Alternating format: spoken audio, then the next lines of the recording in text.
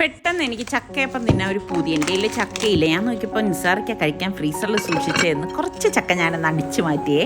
പിന്നെ പാനിലേക്ക് നെയ്യ് ഒഴിച്ച് കുറച്ച് കൊപ്ര എന്ന് വറുത്തെടുത്തു. പിന്നെ റൂം ടെമ്പറേച്ചർ ആയപ്പോഴേക്ക് കുരുവൊക്കെ മാറ്റി കളഞ്ഞ് മിക്സിയുടെ ജാറിലേക്ക് ഇട്ട് പിന്നെ ഉരുക്കി അരിച്ച ശർക്കര 1 കപ്പും കുറച്ച് ഏലക്കയും കൂടി ഇട്ടിട്ട് നമുക്കിതൊന്ന് അടിച്ചെടുക്കാം.